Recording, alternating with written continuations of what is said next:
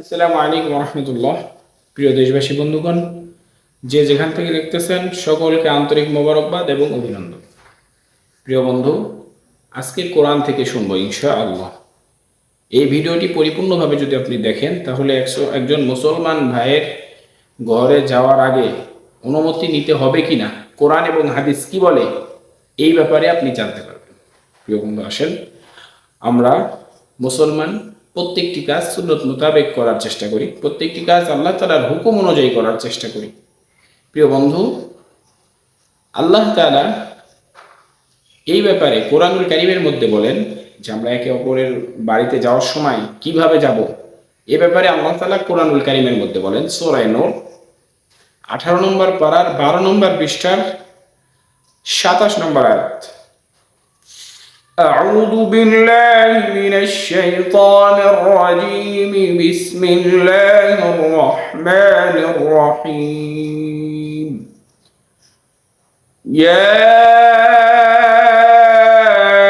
أيها الذين آمنوا لا تدخلوا بيوتا আল্লাহ তাআলা বিশ্বের প্রত্যেকটা মানুষকে ডেকে বলতেছেন, প্রত্যেকটা মুমিন ব্যক্তিকে ডেকে বলতেছেন লা তাদখুলু বুয়ুতান, লা তাদখুলু প্রবেশ করা যাবে না, প্রবেশ করো না, বুয়ুতান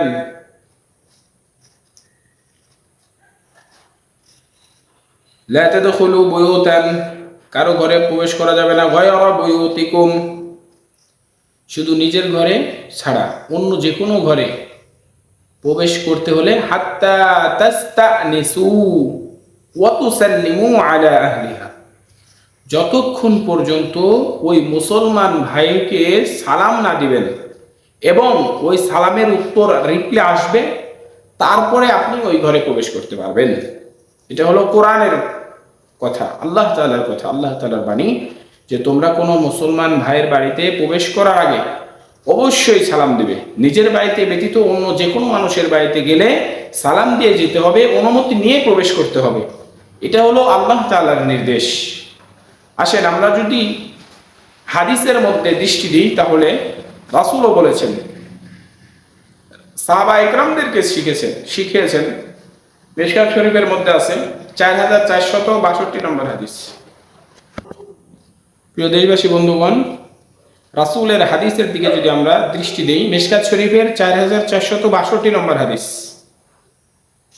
রাসূল সাল্লাল্লাহু আলাইহি ওয়াসাল্লাম শিক্ষা দিয়েছেন সাহাবীদেরকে, যদি তোমরা কারো বাসায় যাও, বাড়িতে গিয়ে সালাম দেবা, সালাম দেওয়ার পরে প্রথমবার সালাম দেবা, যদি উত্তর আসে তো আলহামদুলিল্লাহ, দ্বিতীয়বার সালাম দেবা, যদি উত্তর আসে প্রবেশ করবা, তৃতীয়বার সালাম দেবা, যদি উত্তর আসে তাহলে ভিতরে প্রবেশ করার কথা বলেছেন, আর যদি উত্তর না আসে তাহলে আবার ব্যাক করে চলে যেতে হবে, ওই বাড়িতে প্রবেশ করা যাবে না, কারণ সালামের উত্তর আসে নাই।